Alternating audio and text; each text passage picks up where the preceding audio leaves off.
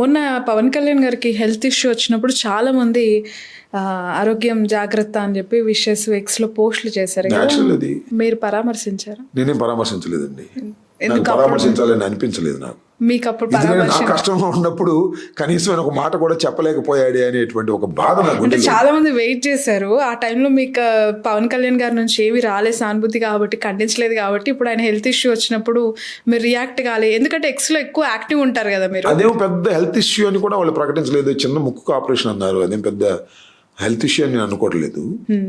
వాళ్ళు చెప్పిన దాని ప్రకారమే. ముఖ్యమంత్రి గారు వెళ్ళి కూడా ఇంటికి వెళ్ళి కలిసి, సరే ఆయన ముఖ్యమంత్రి గారు పవన్ కళ్యాణ్ గారికి చీమ కుట్టినా వెళ్తాడు, ఎందుకంటే పవన్ కళ్యాణ్ గారిని జాగ్రత్తగా చూసుకోవాల్సిన బాధ్యత ముఖ్యమంత్రి గారికి, ముఖ్యమంత్రి గారి కుమారుడికి ఉంది.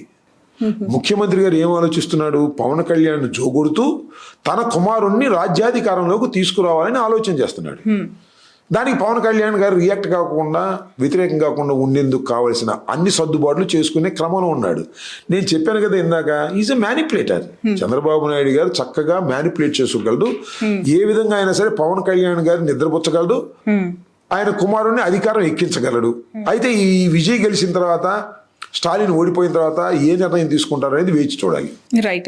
లాస్ట్ టైం మీ ఇంటర్వ్యూస్ నేను ఒకసారి చూస్తూ ఉన్నప్పుడు మీ ఫేవరెట్ లీడర్ ఎవరు, మీకు ఇష్టమైన వ్యక్తి ఎవరు అన్నప్పుడు ఉండవల్లి అరుణ్ కుమార్ గారి పేరుని మీరు ప్రస్తావించారు. అవును. జగన్ గారికి మించి ఆయనలో ఏం కనిపించాయి? జగన్ గారికి మించి ఆయనలో ఏం కనిపించాయి? ప్రశ్న ఏంటంటే జగన్ గారితో పోల్చవలసిన ప్రశ్న కాదు. ఆ ప్రశ్న ఏంటంటే రాజశేఖర రెడ్డి గారు, జగన్మోహన్ రెడ్డి గారి తరువాత మీకు రాజకీయాల్లో ఇష్టమైన నాయకుడు ఎవరు అని అడిగారు ఆ ప్రశ్న. ఆ తర్వాత నాకు బాగా నచ్చిన ఇష్టమైన ఉండవల్లి అరుణ్ కుమార్ అని చెప్పారు.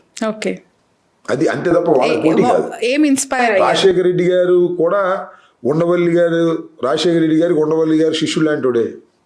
అందువల్ల వాళ్ళిద్దరికన్నా మించిన నాయకుడు అని నేను అనలేదు, కానీ బట్ ఐ లైక్ హిమ్. ఎందుకంటే మేము ఎవరో చేయలేని ఆయన చేస్తాడు, ముక్కుసూటిగా మాట్లాడతాడు, ఒక పైసా కోసం కక్కుర్తిపడు. నాకు తెలిసి వైసీపీలో ముక్కుసూటిగా మాట్లాడేది అంబట్రాంబాబు గారి మించి ఎవరు లేరు అనిపిస్తుంది. నాకన్నా ఎక్కువ ముక్కుసూటిగా మాట్లాడతాడు.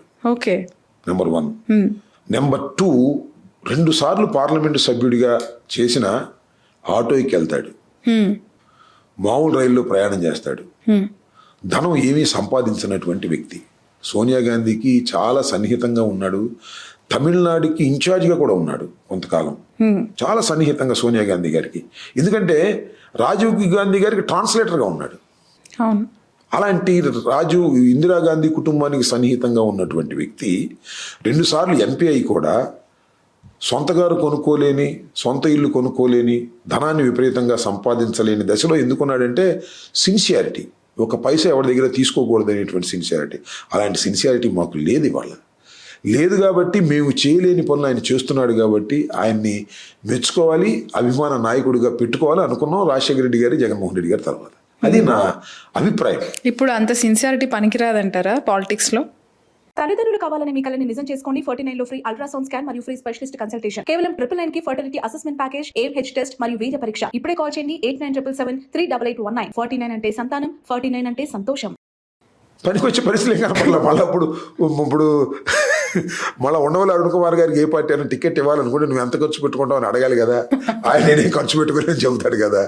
సో ఇవన్నీ జరుగుతున్న పరిణామ క్రమాలు. ఆ రోజున రాజశేఖర రెడ్డి గారు కానీ, వాళ్ళకున్న బాండింగ్ కానీ, సోనియా గాంధీ కానీ ఆయనకి పైసా లేకపోకుండానే టికెట్ ఇచ్చారు, గెలిపించారు, ఇవన్నీ చేశారు. రాజశేఖర రెడ్డి గారికి చాలా విశ్వాసపాత్రుడుగా ఉన్నటువంటి వ్యక్తి అరుణ్ కుమార్ గారు. రైట్.